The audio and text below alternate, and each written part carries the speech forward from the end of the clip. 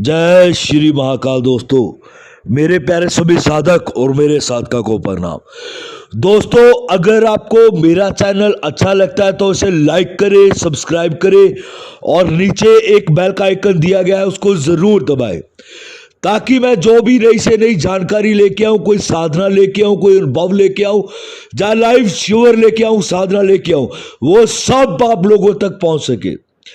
आज मैं आप लोगों के लिए एक सबसे जबरदस्त साधना लेके आ रहा हूं मैं, जो कि सबसे जल्दी सिद्ध होने वाली साधना है। मात्र 3 दिन के भीतर, सिर्फ 3 दिन के भीतर ये सिद्ध होती है ये साधना। इसका जो अनुभव है वो भी अनुभव मैंने पिछली वीडियो के भीतर आप लोगों के सामने लेके आया था। जो एक साधक इसकी साधना कर रहे थे उनका अनुभव भी लेकर आया था मैं आपके सामने। यह साधना 2 प्रकार से होती है। सबसे पहले तो आपको यह चीज बोल दूं, या तो यह साधना आप 3 दिन से कर सकते हैं, या फिर इस साधना को आप 21 दिन तक कर सकते हैं। यह 2 प्रकार से सिद्ध हो सकती है। मेरी वीडियो को शुरू से लेके अंत तक देखिए, ताकि इस वीडियो के अंत के भीतर मैं आपको कुछ ऐसी महत्वपूर्ण जानकारी दूंगा जो कि आपके लिए बहुत ज्यादा लाभकारी होगी, जो कि आपको सिद्धि की ओर पहुंचाएगी। एक बहुत महत्वपूर्ण जानकारी वीडियो के अंत में आपको दी जाएगी। वीडियो को शुरू से लेकर अंत तक जरूर देखिए। अब आगे बढ़ते हैं इस साधना के ऊपर। यह साधना रक्षपाल की है। रक्षपाल ये दो दानव है। ये इतने ताकतवर दानव है भी आपके लिए कुछ भी कर सकते हैं। ये कोई भी वस्तु उठा सकते हैं, ये किसी भी सामान को ला सकते हैं, चाहे वो कैसा भी सामान हो, कितनी भी दूरी पर हो, कुछ भी ऐसी वस्तु हो आप किसी से भी मंगवा सकते हैं। पुरातन समय के भीतर और अभी के समय के भीतर भी जो जंगलों के भीतर अघोरी जहां साधु संत रहते हैं, एक ऐसे घनों जंगलों के भीतर जहां दूर दूर तक कोई वास नहीं होता है, वो इस सिद्धि का पूर्ण तरीके से इस्तेमाल करते हैं।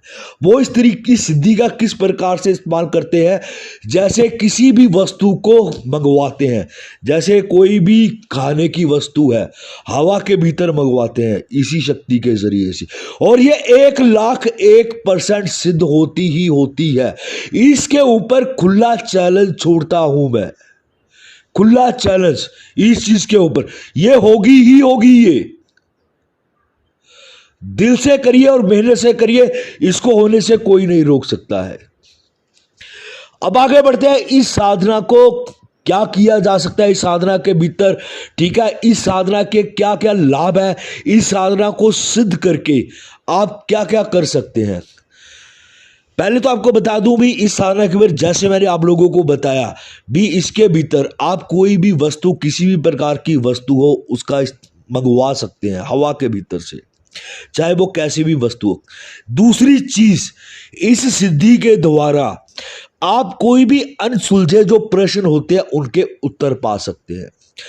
चौथी चीज, इसके भीतर आप क्या कर सकते हैं, आप भूत, भविष्य और वर्तमान काल, तीनों कालों के बारे में ज्ञात कर सकते हैं। यह एक ऐसी ताकतवर सिद्धि है, तीनों कालों के बारे में आप पता कर सकते हैं, भूत, भविष्य और वर्तमान काल के बारे में भी। चौथी चीज, इसके भीतर अगर किसी को कोई बीमारी है, जहां कोई भी ऐसी समस्या है जो नहीं ठीक हो रही है, कभी भी किसी डॉक्टरी इलाज से भी नहीं ठीक हो रही है, वो इससे अगर आप उस इंसान के सर के ऊपर, जहां उस स्थान के ऊपर, जिस जगह के ऊपर पीड़ा है, अगर हाथ भी फेर देंगे ना, तो उस इंसान की वो बीमारी है, वो तकलीफ है, वो बिल्कुल गायब हो जाएगी। इसके भीतर आप बहुत सारी चीजें कर सकते हैं।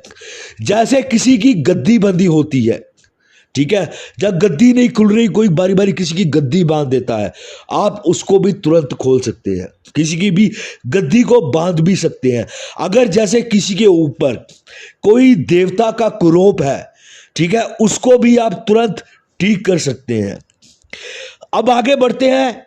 इसकी जो सिद्धि है, इसमें होता क्या है, मेरी वीडियो को शुरू से लेके अंत तक देखिए, ताकि मैं इस साधना के बारे में जो और जानकारियां हैं वो आपको दूं मैं, वो करनी कैसे है। अभी तो आपको मैं ये बता रहा हूं भी इस साधना के भीतर होता क्या क्या है। एक और चीज इस साधना के भीतर जो सबसे जबरदस्त चीज होती है, जब आप इस साधना को करते हैं, जो तीसरा दिन होता है, आखिरी दिन जिसको बोला जाता है, जैसे मैंने बताया भी 2 प्रकार से क्रिया होती, उस समय आपके सामने 2 दानव प्रकट होते हैं जिनके हाथ में एक बहुत बड़ा बाजा होता है। जैसे ही आपका मंत्र उच्चारण करते जाते हैं, आपके सामने वो प्रकट हो जाएंगे 2 दानव, ठीक है, जिनका नाम है रक्षपाल। जब वो आपके सामने वो बाजे को बजाएंगे, उस तूती को बजाएंगे, उसके बाद ही आपने उनसे बात करनी है। बात करके आपने उनको वचन में बांध लेना है। वो हमेशा के लिए आपके गुलाम रहेंगे और आपके हर एक प्रकार के कार्य करेंगे। और ये जो सिद्धि है ये खुली आंखों से होती है, बिल्कुल प्रत्यक्ष खुली आंखों से, बिल्कुल। अब आगे बढ़ते, इसको करना किस प्रकार से है। पहली चीज तो इसके भीतर जो सामग्री लगेगी वो आपको सामग्री बता देता हूं मैं, ठीक है।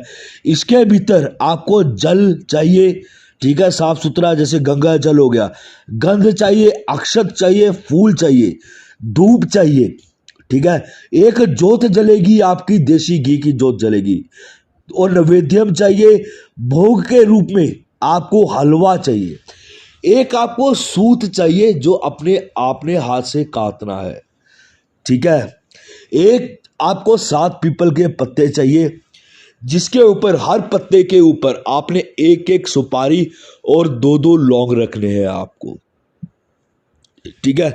ये जो साधना होगी ये रात्रि पूरे 12 बजे स्टार्ट होगी। इस साधना को आप किसी भी शनिवार, किसी भी अमावस्या या किसी भी होली, दीपावली और ग्रहण, ठीक है, जहां इस नवरात्रों के भीतर इसको सिद्ध कर सकते हैं।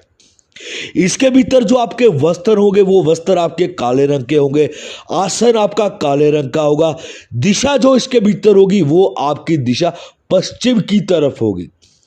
आपने अपने सामने एक बेजोड़ रखना है, उसके ऊपर आपको काला कपड़ा रखना है, काले कपड़े के ऊपर आपको जोत रखनी है आपको, ठीक है।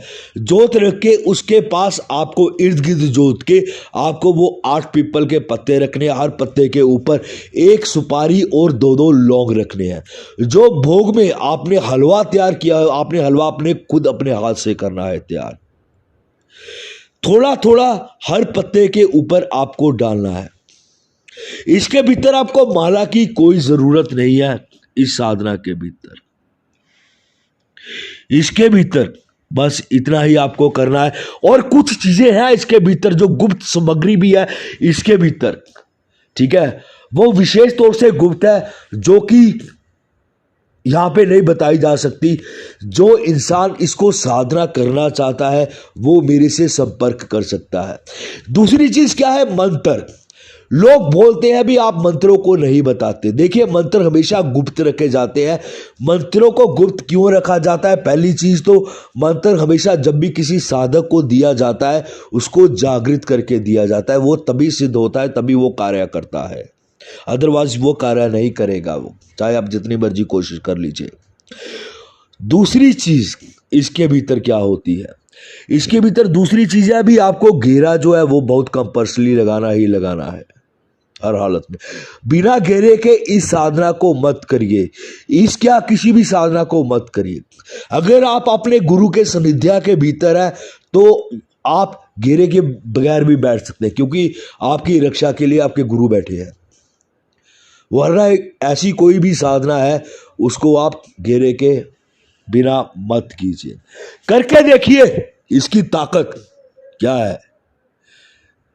मंत्र मैंने थोड़ा सा जो मंत्र है वो आपको वीडियो में सबसे पहले दे दिया गया है। ठीक है दोस्तों, जय श्री महाकाल।